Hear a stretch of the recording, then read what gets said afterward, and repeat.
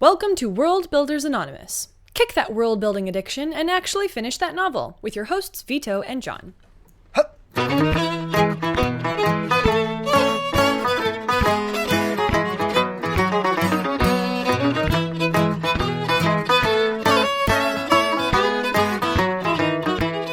dive in and see where the muse takes us. Yeah, the muse. Chase that muse.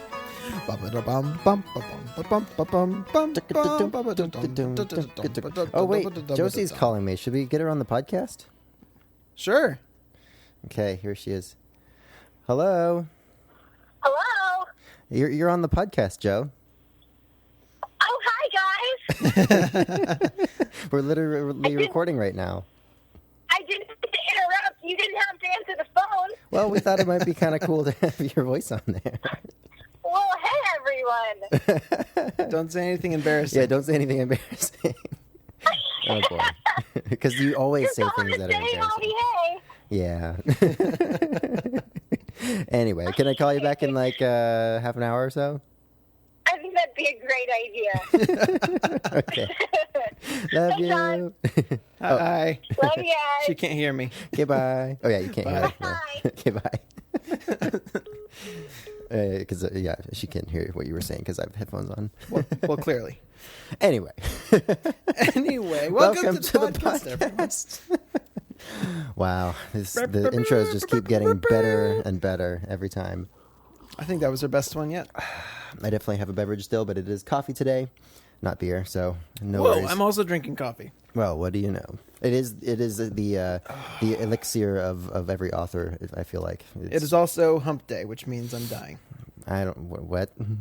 What? Why? It's hump day. What? Okay, anyway. Hump day. Guess what day it is? You dying from work? Are you just dying from it being a hump day? Well, Vito, What? we're all dying. We're all dying. Really. We're all dying, really, if you think about it. Entropy, man. It's a real thing. Entropy, yeah. Anyway, okay, let's get on to actually talking about stuff. Okay. So we've been experimenting this last week or two with switching from a more plotting-driven method of writing to a more improvisationally driven method of writing. And this was our first week really kind of bearing down on that a little bit and trying to make that work. I don't know. For me, it was quite successful, actually. I didn't get a ton done, but that's mostly because I didn't have a ton of time. But Yep. I definitely feel the ideas flowing a lot more freely now. Once I kind of freed myself up to choose different options than I had kind of limited myself to in the beginning for my story, I kind of went back to my original beginning a little bit and started working on that kind of all over again, but just with sort of a more improvisational frame of mind. Then I stopped that and I was like, this is just the same thing, just with a few differences, I guess. Right. I came up with some cool ideas that I think I might incorporate, and I made note of those. But then I went completely same story, kind of roughly speaking, same characters, at least for this beginning scene. But I completely changed the beginning. Like it's originally it was them in like this tavern kind of, they're musicians, but they're also salvage divers. But they're like, musicians kind of in their spare time, just kind of, for the fun of it. But so they're just, hanging out in this tavern, and then some events happen. And now what I have is the older brother coming back from having been conscripted into this war, and he ran away and kind of defected and is coming back home almost, prodigal son style in a way, but not really, because he's not like unwelcome or anything, but right. He's like coming home from having deserted from this war, and for some reason I had that idea pop into my head, and it was a way more interesting and engaging beginning. In my head, at least. So I never would have pursued that option had I not been in this sort of, let's see what happens kind of mindset. And that turned out really well. I ended up writing like a 1,700 word scene with that. And cool. I was quite happy with it, actually. And I feel like I'm back on track again creatively and kind of with the ideas flowing a little bit more. Because even though I had a rough plot outline before, I was just getting stuck with like the in-between bits, like we talked about last week. And now all I have is the in-between bits. Not all I have. I still have a lot of ideas that I've incorporated. And it's easier to come up with the bigger things. It is, yeah. There. And I still have a lot of ideas I still want to incorporate from that plot. And but I'm just going to see where they kind of fit now. I don't really have any specific plans regarding that. And I feel like once we sort of try this for a few weeks, for a little while, we'll probably at some point kind of reverse engineer a plot structure from the ideas we've had a little bit. But maybe to get there, we have to let go a little bit and kind of discover a bit, which I think you mentioned you kind of did a little bit as well this week. Yeah. So I've been doing the same thing you have, essentially, in terms of switching from the plotting to the discovering. And a few things jump out to me. The first one is, and I think we may have touched on this last week, but it really replicates the process that we both go through all the time of coming up with stories. I just do this constantly, where even if I'm not writing something, I engineered like a plot in my mind and just kind of go along with it and see where it takes me. And like I just do that all the time as a sort of brain exercise almost. And this really mimics that process where you are just kind of thinking. And having fun with it, you know? Yeah, you're just having fun with thinking, okay, here's where it starts. He does this, and then what would happen next? And you just follow that line. And so following that line has been a lot of fun. And even though I've been very, very busy since last time we talked, but I have gotten some writing done. I deleted a bit of it because I wasn't happy with the specific direction I went. I feel like this approach is probably a little more prone to that, going in a direction for a few minutes and kind of going, oh, I don't think I love that, and going back. That's and finding true, a new and direction. we might have to kind of tweak our attitude towards that a little bit. But at the same time, I don't want to, get into the trap of just doing that over and over again at the same time. It's kind of a weird balance. Kind of uncharted territory for us, though, a little bit. Right, and for now, I think it's good for us to kind of just meander down the path and see where the muse, as it were, takes us. Which is exactly what I'm doing. And I'm finding even, I was doing a thing where I skipped the beginning of my book just because I didn't quite know where I wanted it to start from the very beginning, but I knew where I wanted it to be 6% into the book or whatever. So I started there. But in the process, oddly specific number. Well, it wasn't 10%, but it wasn't like 5%. So I went 6. Pick your own numbers. But as I was doing that and pushing through, I couldn't help but kind of fill in the background, and I ended up with something I really liked there. So now, I do have the very beginning. I'm not going to write it yet, but it's there. Just this method, I think, lends its way a lot more towards creative freedom, maybe. I think by pushing ourselves with an outline really quickly, we kind of limited the creativity of the ideas for our plot beats that we were coming up with. Yeah, I feel like we pushed through that so quickly just to get to the writing part, partly because of the podcast, and we wanted to kind of share our journey a little bit, and partly because we just wanted to get through that phase, and it's no fun, Right. It's a lot more fun to sit down and actually write scenes, at least for us, I think. And we pushed through that real fast, and I don't think it was quite as gestated as it could have been, and as fleshed out as it could have been. The ideas weren't as developed. And so this is, in a way, us just, sort of giving those ideas a little bit of room to breathe and kind of find their, kind of settle into themselves a little bit, I guess, in a way. Yeah. And the whole process of this, I think, is kind of, it's a long-term plot outline almost. Like the first draft is going to become that when you do it this way. Because as you go through and you're writing, it's not like you're just doing an outline, but you're writing the whole thing. When you get to the end of it, you certainly don't have your finished product anyway. And so you're going to go back and change a lot of things, and this becomes almost a roughshod plot, right? You know what I mean? In a way, yeah, for sure. And in sort of embracing that, if you do embrace that sort of mentality, you could, for example, get to a scene where you're like, I'm not sure what I really want here, and kind of just type out a little bit of a summary of like an idea, and then move on to something you actually do know, and kind of go that way as well. And so it doesn't have to be this fully fleshed out like product at the end of your first draft. It could be, kind of a bits here, bits there, ideas over here, sort of, a couple different options here. And you don't want to go too far with that, because then you could go off the rails, I feel like, pretty quickly and just have like so much that it's overwhelming, I'm sure. So I would probably, I'm hoping to keep it pretty linear as I go through it. For the most part, but there's no pressure to make it perfect or flesh it out completely, or like I said, make it a product at the end of this process. That's going to be for later in the polishing phase. But this is just getting all the ideas out there and kind of weaving something together that you can go back and kind of take this stitch out here and add this there. But you have to have that thing first, which is exactly what we've been doing this whole time. We're just trying to find the best way to get there. That's most productive and creatively fulfilling, and just the one that actually happens. you know.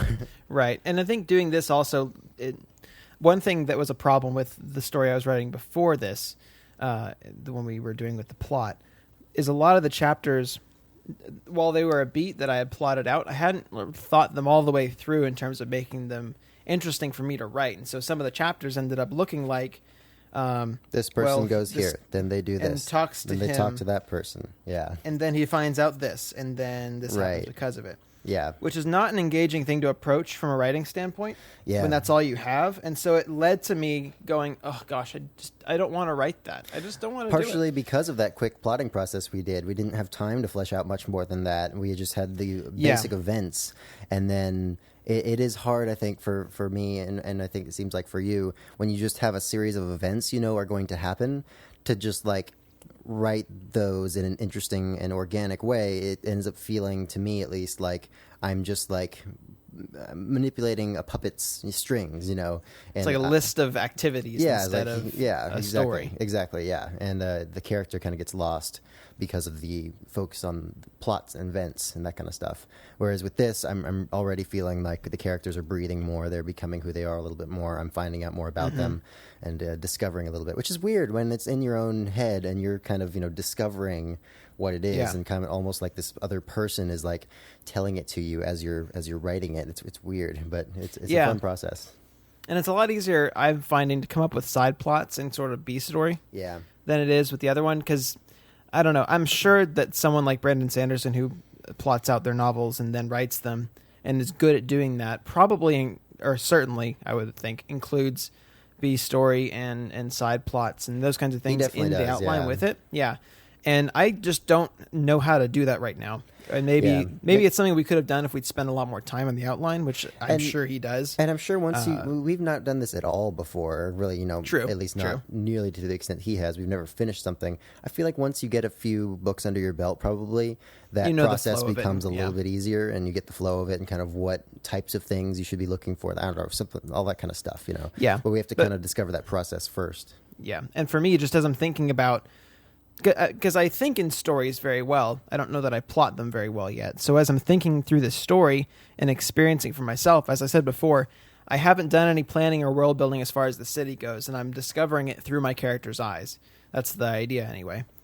So as I'm going, I'm seeing these little nooks and crannies that I can play with, and here's a guy he's going to meet who has this backstory that I kind of can feel but don't know all the way yet. And so what would my character do to when he doesn't know this guy's backstory? Well, he doesn't trust him, and then you might be able to and then you might be able to kind of craft the most fulfilling story arc based on kind of the elements you have in front of you, rather than tailoring the elements of the story to the story arc you already wanted in the beginning. You know? Right, maybe they feel more organic. And more fulfilling because you're basing them off of the events that are happening in front of you, rather than what you want to happen from on high, planning this whole thing, you know, like God reaching down and, like, you know, saying this is going to happen here and this is going to happen here. Instead, it's like, oh, this guy, you know, said this earlier and now he's, you know, I don't know, reacting to me this way. And then you can, you know, I don't know, write the situation based on what's actually happened so far, instead of kind of reverse engineering it, you know?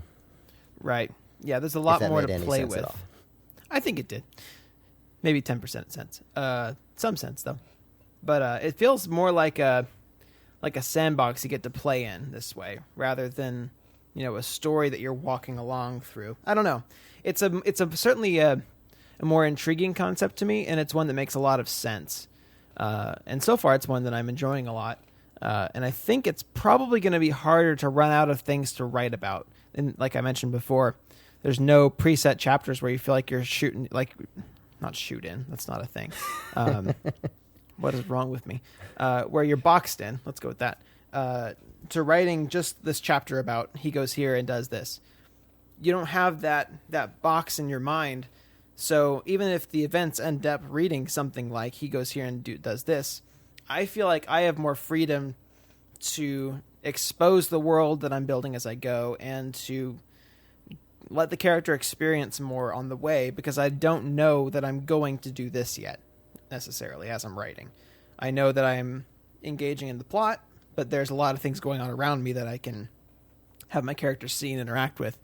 and on the way to whatever MacGuffin is going on at the time. Yeah, totally. Yeah, I'm really enjoyed it so far. I'm looking forward to see it where it keeps going, I guess. Anything you think we should definitely like focus on this week, John, in continuing this process? Anything we should watch out for? Anything we should try actively to kind of incorporate in terms of our approach or anything like that? For me, a big thing is going to be picking a path and going with it, even if I'm not loving it at the time necessarily. I was struggling with that this week. Like I said, I wrote a good bit and then deleted most of it. Yeah, but you wrote it, though. Like Like you actually did it. Even if you go back and get rid of it, you still did it, I did it, but I want to keep some progress and move through the story. I can always change stuff later. What I mean, though, is I like what you said, though. Allow yourself to go down paths that might not feel as fun as maybe some other scenes you've written, and just see where they go. You never know when things will kind of occur to you that'll make it all kind of fall into place and make sense.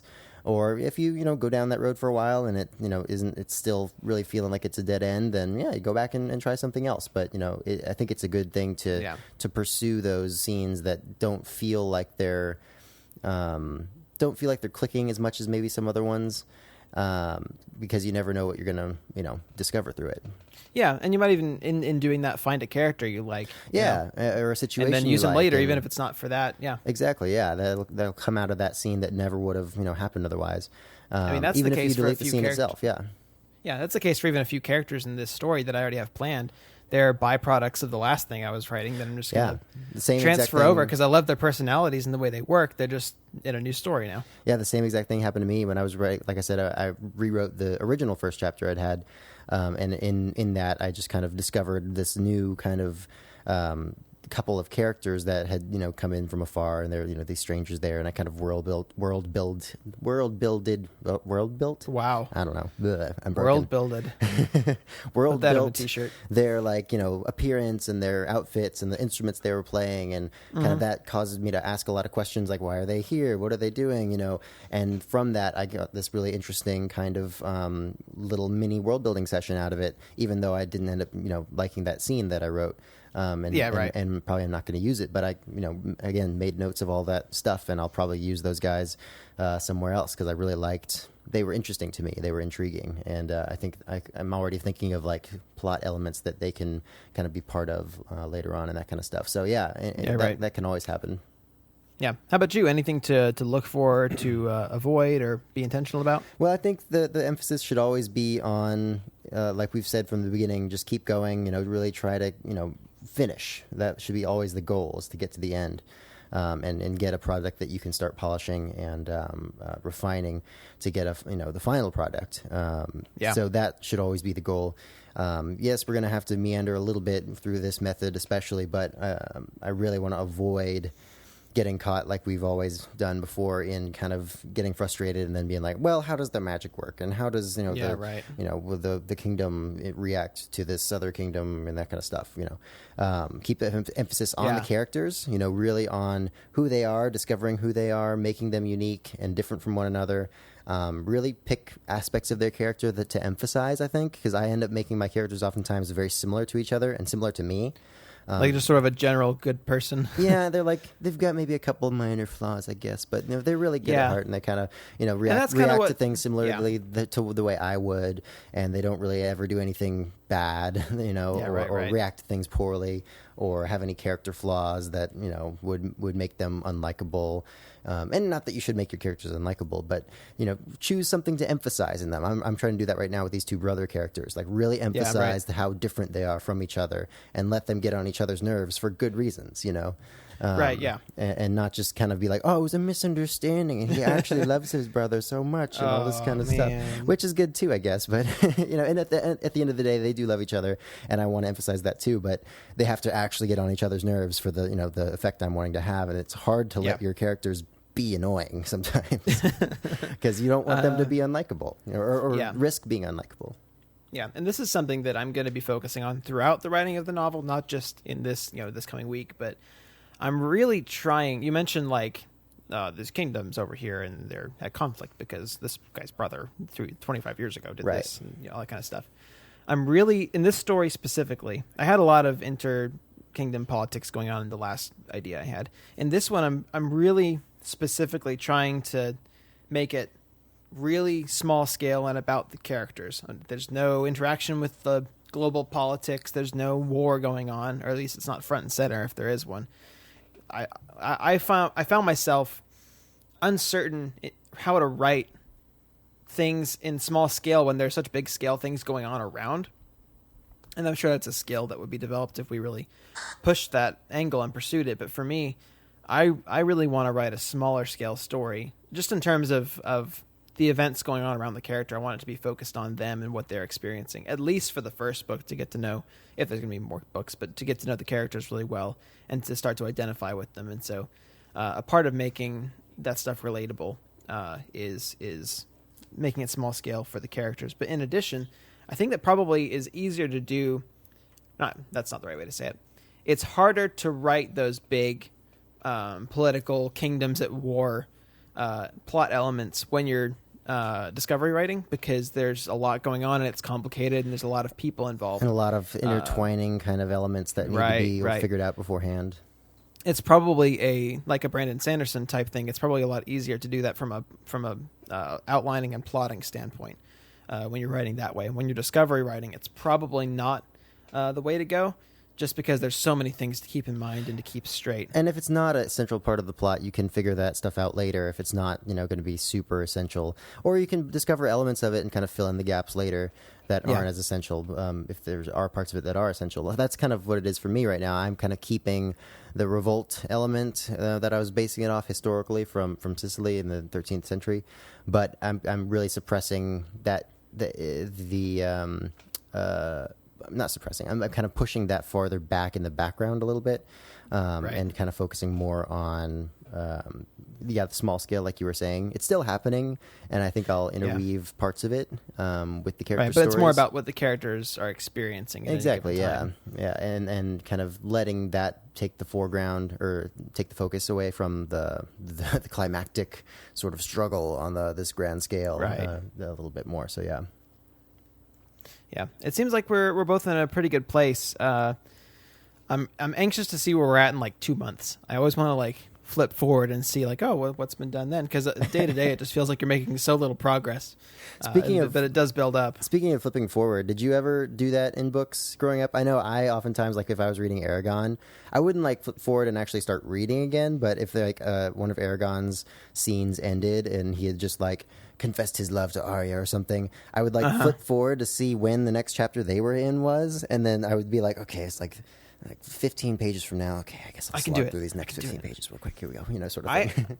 If I did that, and I don't remember if I did with Aragon, it would have been with the Naswada. Is that how you say it? Naswada? Naswada? Naswada is the way I pronounce it. I would skip her chapters. Not skip, but look ahead, oh gosh, how long is this going to be? Oh yeah, that kind of thing too, for sure, yeah. Those chapters, they were really good. But the Aragon chapters were so much more interesting. Yeah, for sure. I mean, that's the thing. If you have one character that's so much more interesting, it doesn't matter if everything else is good, because you're just going to want to get back to that other character, which is partly why I don't really want to do a multi POV thing at this point, because I don't feel like I could handle that, and it would just turn into one character being super interesting compared to the other one. Yeah. Yeah. Obviously, when you're listening to an audiobook, you can't flip forward like that. But when listening to some of the Game of Thrones books, I totally would have done that with the Bran chapters. I don't know if you think you only read the first one. I only read the first one. Have but you read in all the of next, them? I only read 2 or 3 of them. Okay. And then I burned out on them. It was just so too much. Too many characters and so much going on, and it was all kind of.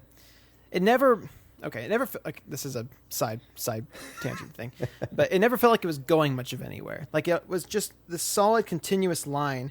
There was no satisfying conclusion to the books that I found, because each one was designed to lead directly into the next one. And so I never got that cathartic satisfaction of Aragon killing Durza. Oh, spoiler, but whatever. Deal with it. I never got that nice, satisfying conclusion. Harry Potter never killed the basilisk and saved Ginny Weasley. That never happened. It all just kind of continued. And at some point, after listening to 40 hours of one story with no conclusion of any kind, I was just kind of done.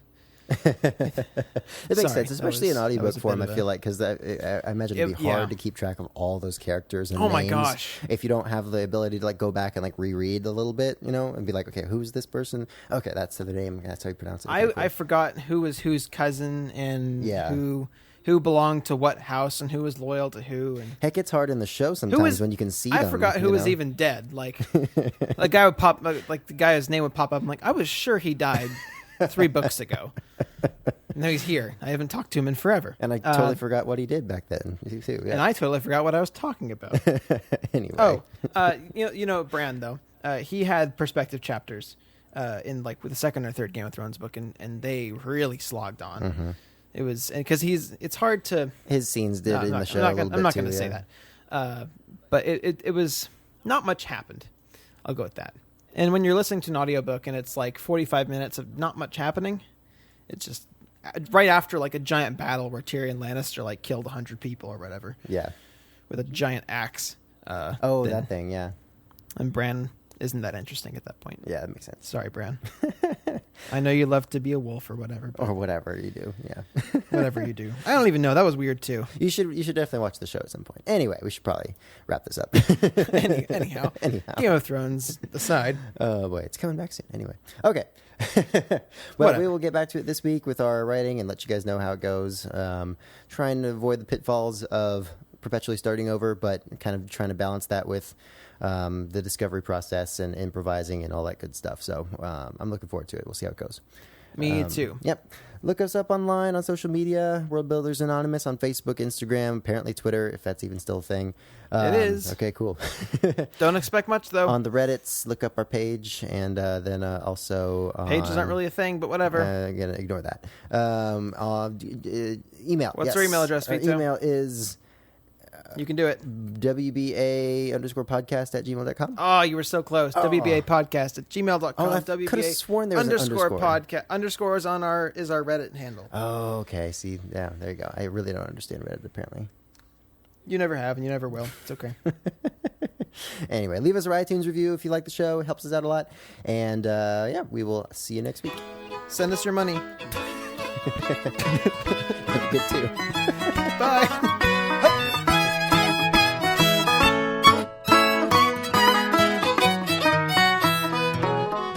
This show is sponsored in part by Audible. Visit worldbuildersanonymous.com/audible to check out what the guys are listening to right now and to receive a free audiobook.